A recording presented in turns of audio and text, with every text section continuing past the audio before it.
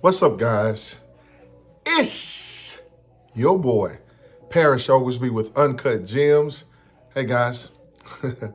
I'm so happy to be back with you once again for the ride. We're going to go out here now. We're going to talk a little bit about something that is extremely near and dear to my heart, but it's something I've heard my entire career life on my pursuit of where I'm headed to in life. Shout out to everybody who support the channel. Shout out to my producer for putting this out. The gem of the week has been there is a social side to success. Let me make sure I got this right. Yeah. There's a social side to success. Now, you may ask yourself, what does that mean? A lot of times I think my daughter has asked me, I've been asked over the years, but it never clicked for me. I've always been a sociable person, right? So I've always been thought I got to have fun when I go to work. It makes it more interesting. I love bringing everybody in. I love getting this team. I'm a team first guy. That's just how I am. So I naturally fit into atmospheres that require a team-minded place. If you're an individual, and the crazy part about it, I was a broker, did well, really enjoyed it, thought that was my niche because I have the gift of gab, or I believe that's my superpower. So, but I always heard people say, well, why is all that necessary? Why do I need to go to this dinner? Why do I need to go to this lunch? Why do I need to go over there to the break room and why do I have to bring food when we have a potluck? Why do we have to? And that was pre-COVID now. So we got to consider COVID now. I understand why you shouldn't bring chicken salad to to a potluck now, but back in the day or a few years ago, that's something that I took pride in, bringing a dish, or it'll let people know a different side of me, that I'm not all business. I'm multifaceted. It also opens up conversations. People talk about, this is my grandmother's lemon pie that she made me and I fell in love with it. So I want to share it with you guys. You spend all day long with all these people that you work with. Why wouldn't you want to be social? I know, and let me start this thing off also by saying, this is not a shot against introverts. It's not. But the key to this thing is there's a social side to success.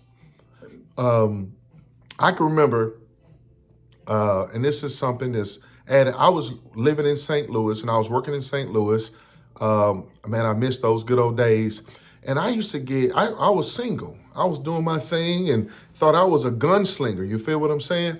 I was out here working my butt off. I didn't go anywhere. I just went to my spot, did my work, and get out in the field, did my work, get on a plane, did my work, and did my thing. I would go to specific events, but I can remember when I brought my girlfriend up to St. Louis to a function, a setting where all these married people were. And it almost broke the ice with people because they saw me as more than this gunslinger, so to speak. You know, that social event, I can remember the very next day, brother Lanny Mitchell, shout out to Lanny Mitchell. He was like, man, that young lady you brought to the event, man, she da da da da da da da, you know, and that opened the doors for a softer side to Lenny, who was pretty tough. But that social event alone helped me in my career. I was okay. I could, get along because it's more than just coming in and doing your work. For all the people who think, man, all I have to do is go to work, do an excellent job, and then go home, and then you're going to climb the corporate ladder. In my experience, that is a road. That is a tough road. That's why you see men joining, learning how to play golf, learning the etiquettes of travel, And you can say it's just men because I'm a man. I got a rep for them, and this is a man's channel. But the ladies have to get involved with the social aspects too. Women play golf just as much and love golf just as much as we do. I can remember someone saying, "Man, you always use sports analogies." Well, it's universal. You know, movies, music, and sports is a universal subject, so you can always reference it because more people know about it, right? But there's a social side to success. So you can't just, you can go to work, do a good job, and go home. You can do that. That's okay. But understand this, when it's time for the promotion, when it's time for the elevation, you can always go to your script and say, I did this, this, this, this, this, this, this, this, and this. That's cool. But your competition they probably know this person, or they're familiar with this person, or they're comfortable with this person. That's why I love salespeople. Salespeople who can come in and say, hey, how you doing? And da-da-da, and how's the children? How's the baby? How's the, you don't have to know all of that, but you at least can show a human side to you, as opposed to that's Parrish who works over there in operations, or that's Parrish who's the project manager. Well, Parrish is the guy who will go to a karaoke bar and break down on his knees without any libation in me. I'm the guy that'll go to a sushi bar and I'm gonna try everything there because the CEO is of Asian descent, and this is her fiance or husband's restaurant. I'm going to do that. Not because I'm trying, but when in Rome, do what Romans do. Anybody ever heard that saying? There is a social side to success, and to all the young men coming up who are not part of a social group like myself, the illustrious Kappa Alpha Psi, you don't have to be a member of Kappa Alpha Psi in order to do that. There are tons of organizations out here that you can join to get into the network. Because guys, your network can help you with your net worth. Okay? Remember that. That is so important. Your network can help you improve your net worth. I want to make that, I know that's a little bit over the top, but I truly believe it. It has helped me. One of the reasons why I believe in it, because I believe God blesses you through others.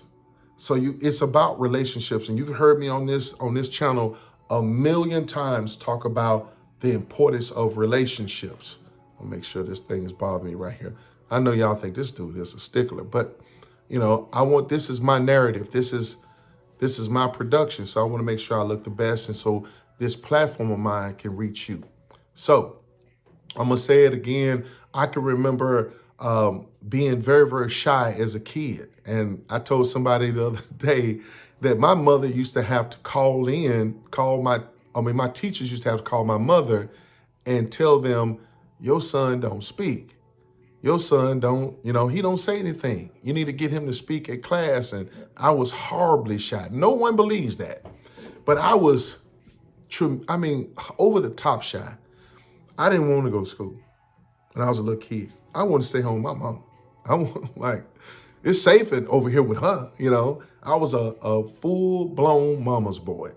And I didn't want to go to school. Them kids scared me, and they were mean and all this other stuff, and cooties, whatever you want to say. I came up with it so I didn't have to go to school, but I had to go to school. So it was very, very important early on. I had to break that. One of the things, the way we live, we moved a lot. So I learned how to make friends. I had to become tough. I had to, but also there was a lot of stuff inside of me that I had to get out to the world. My blessings. I had to let people know this is whom I am. You're not going to always like me. That's okay. That's fine. That's cool. But what it is this is me. And my time on this earth, I'm going to give it to you. You're going to get all of this, or just change the channel, or don't do it. But please subscribe, of course. But there's a social side to success. Going to these events, going to the Christmas party. You don't have to go in there and grab the mic and do what I would do. You don't have to have some of the best jokes or to keep everybody at the table laughing like I do. You don't have to remember people's names and all that stuff. Like I'm pretty decent at it, but I could be better. You don't have to do all that in order to be successful, but when someone is familiar with you or just know you by your work. I can remember, and I'm gonna tell this story. I'm not gonna call it a name so I won't get anybody in trouble. But I was up for a huge promotion, a huge job opportunity that came about in the Midwest. And I was supposed to go fly to California for a position. But the guy wanted me to meet him and his crew in Alabama. You know, I ain't had no luck with Alabama yet. I had 3 bad things happen, had something to do with Alabama, terrible things. But nevertheless, this one thing, I had to go down to Alabama. He had to meet me before I fly out to California. I wanted to fly out to California and get dressed up and come in and be prepared and get this interview. But I had to meet him and his team. I had all the credentials in the world. I had a great reputation for turning around organization sales teams. I had everything: education, licenses, certifications, experience, 10, 12 years. I had everything. I had the ability to connect with people on all levels, South, North, Midwest. I had it. The West. But this guy wanted to see something and I wasn't prepared for what he had to ask me. Because we went through the interview process, and shout out to him, he took me to a garage, a parking garage. So he took me out of my element. Man, he took me out of my element, and him and his guy stood out there and he started asking me questions in Alabama. He was like, I hit all the job related questions, the career related questions, the capability statement was on point. But when he got to what's your social life look like, he was saying, and I was just like, well, I run. I was running every day, so I was in shape. So I was trying to let him know that I was athletic, and you ain't got to worry about me getting sick, or I was thinking like that. Then he was like, what other than that? Oh, I read a lot of books. I was trying to let him know that I was an intellectual. I wasn't more than just a jock. I was a Renaissance man, right? He said, okay, what else do you like to do? And I was like, I love spending time with my children. And I was like, I read people. I read faces and positions and all that, but I'm not getting any lean in from him. I'm not getting what I need from him to let me know that I got this, right? So he said, okay, your children, you read books, you run. I like to spend time with my woman. I like spending time with her. I like going to the movies with her. He said, okay, going to the movies. You love movies. I do love movies. Put her to the side. What do you like to do? And I said, movies. I love concerts. Okay, look, movies, concerts. I did all of that. And we got drilled all the way down, and he was looking like, okay, man. So you ain't got, what about habits, What about guilty pleasures? That's what he was getting at. And I was just like, every now and then I'll smoke a cigar, So you don't drink? And I was just like, and I was so proud. No, I do not drink.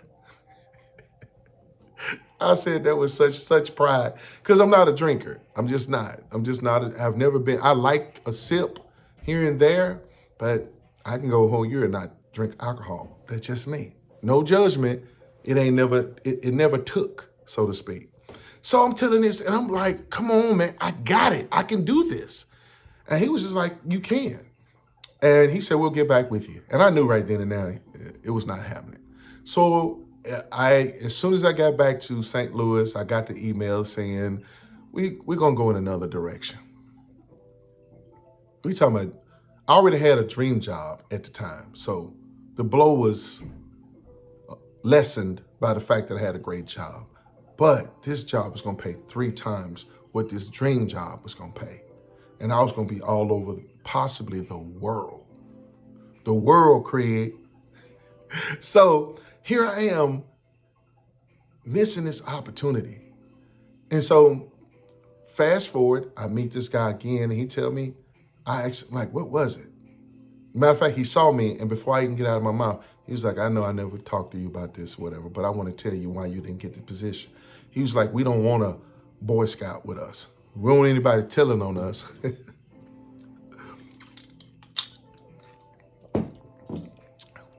He was like, you a Boy Scout.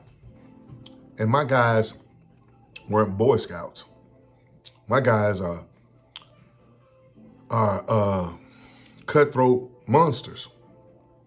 I was like, oh, didn't know that. They look like that. He said, that's what I like. He said, I thought you had an edge about you that I saw, but I wanted to make sure. That's why I didn't bring you into the office. I need somebody we can go to the club and drink, and you gonna hold my secrets, I'm gonna hold your secrets, that type of thing. Now, that's the maybe darker side to this, but it's still the social side to this. And because of that, I missed a couple $100,000. There's a social side to success. When you go in for those smaller things, being able to get along with people, to resolve conflict internally before it gets to your boss. If my leader or my leaders have to resolve all of my concerns or conflicts or disagreements or you name it, if they got to solve all my problems that I face at my level, what do they need me for? What do they need me for?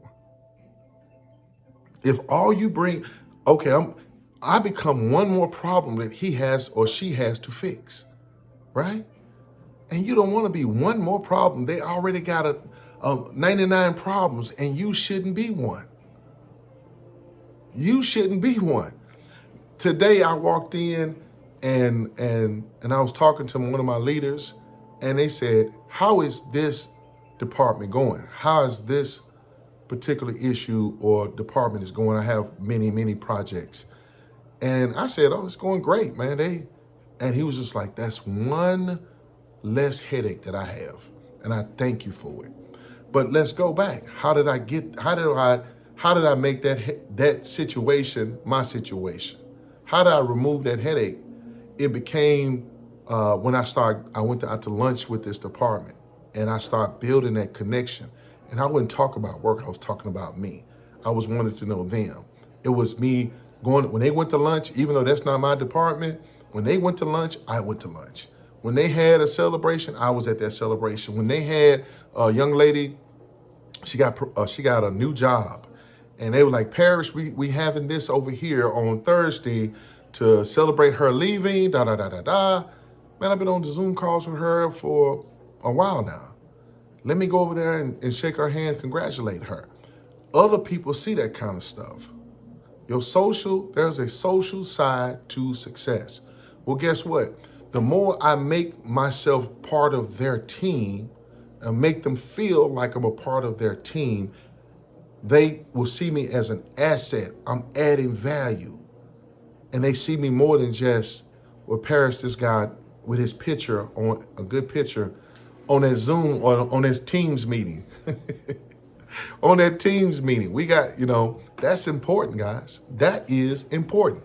So let's talk about what to do when you don't have those social skills. What I love about it is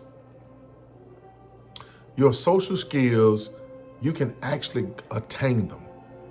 You don't have to be somebody like me, who that is a superpower of mine. My social skills, conflict resolution. I'm still working on that.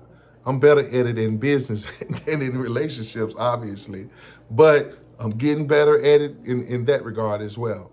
But being able to resolve conflict, being able to deal with people who are unpleasant, being able to find a solution without it moving up the chain of command, it hits you and then it gets fixed.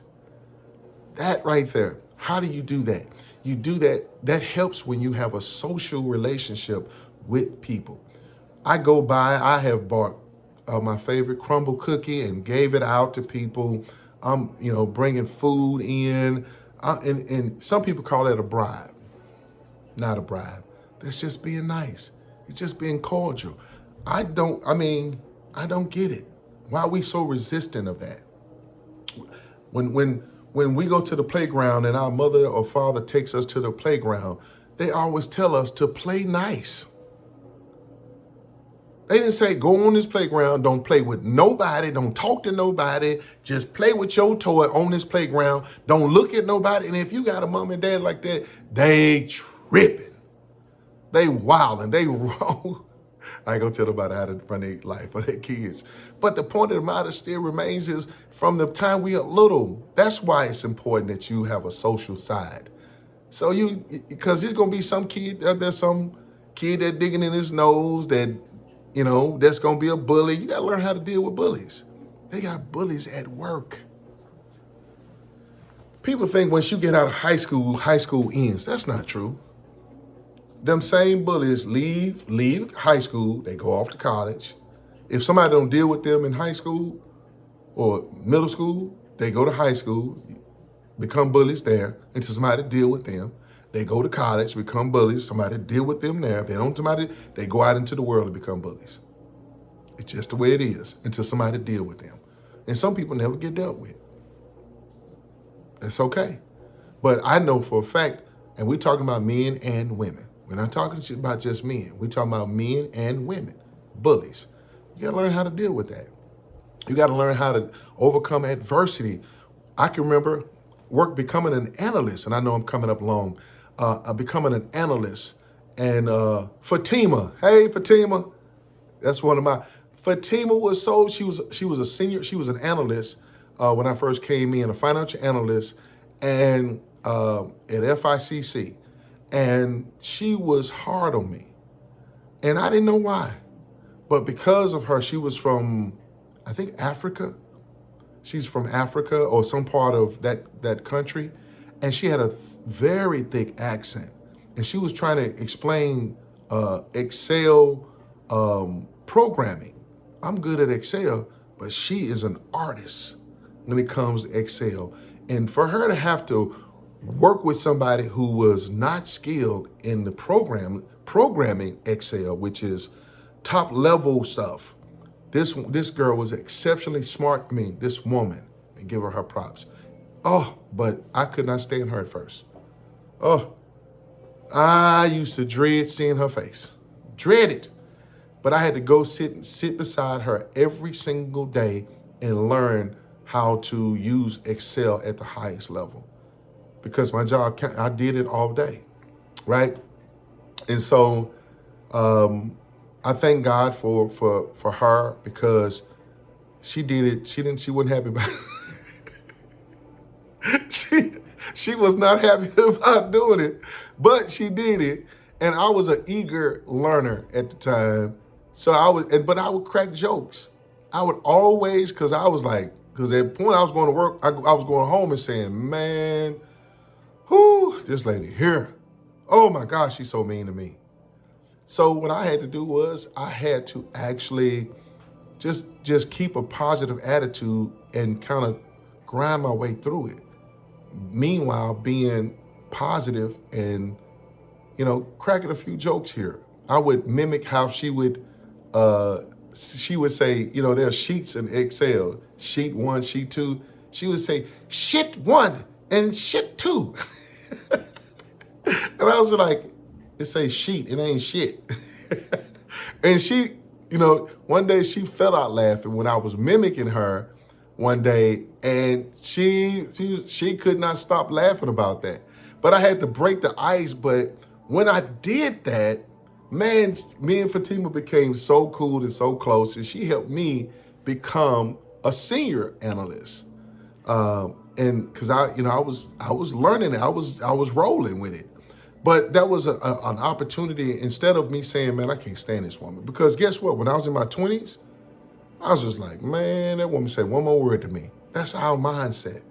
As opposed to understanding that Fatima was pissed because she's had to train all the new analysts that came in, and she was never promoted or treated fairly.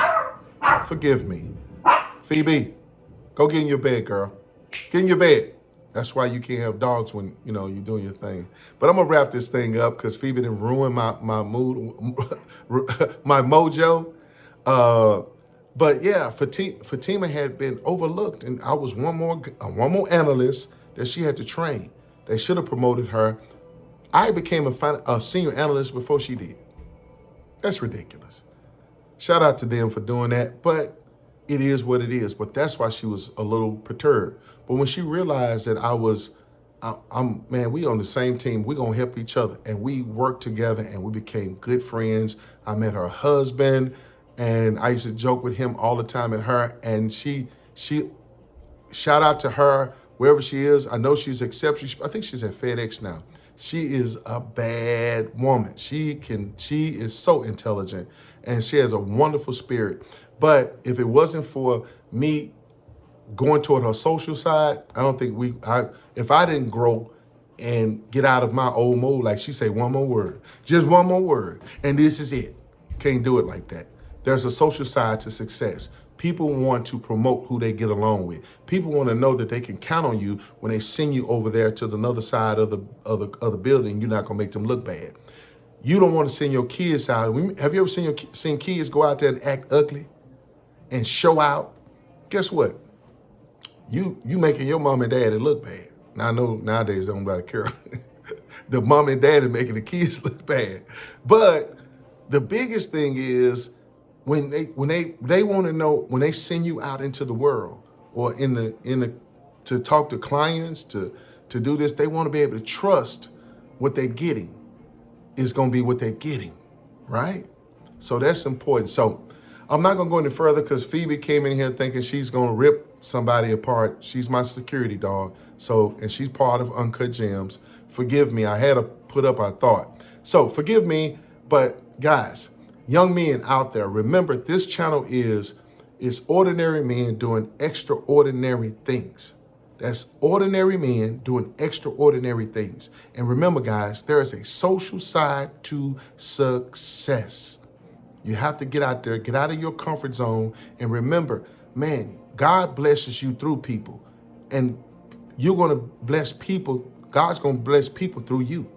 You got to be able to understand that. If you try to go it alone, man, that's a hard road. But if you build a coalition, if you use your influence, you use your platform, man, you can get so far. And also, this is a skill that you can develop. So start early. Get out of there. Get out of that room playing PS5. Get out of that room of yours and get out of that television and go meet somebody and go hear no for your first time in your life. Get a rejection, Okay? So I hope that helps. It's something that's near and dear to my heart. I was going to cut that out with Phoebe, but I'm probably going to leave it in. Do me a favor, guys. Understand this and help somebody else. If you see somebody struggling with their social skills, pull them to the side and give them a tidbit. I do it all the time. That's my job. That's your job. And I promise you, when we do it that way, it'll be better at work. It'll be better at these companies. It'll be better when you building a business. I want you to look forward to seeing me when I come. And if you don't, that's just because you don't like to cut up my jig. You ain't even trying. So I'm going to leave you with that. And man, I appreciate you guys. I hope you enjoyed this video as much as I did. It is near and dear to my heart, and I can speak for hours on it because that's the one thing that is lacking, that we lack sometimes. Last story, Russell Simmons. I know Russell Simmons, But one of the reasons why Russell Simmons climbed the ladder to what he was before all the mess is because he would go fly out of the country to be around billionaires when he had no money. He wanted to be around those guys for them to see his face. Now, of course, he couldn't do nothing for them, but they can do the world for him. And he got to a point where he did that every summer. He started meeting billionaires after billionaires. He saw how they worked, how they moved, how they thought, what they drank, what they ate, who they were with, how they built something. And they were always, I have yet to see one successful person not try to write a book or tell somebody about it. How did you get here? And they gonna spill the beans. He did that. And that was one of the most fascinating things to me of how he got there, how he's comfortable in all settings. You got to get comfortable, guys, in all settings. I'm going to leave you with that. It's your boy, Parrish Oglesby with Uncut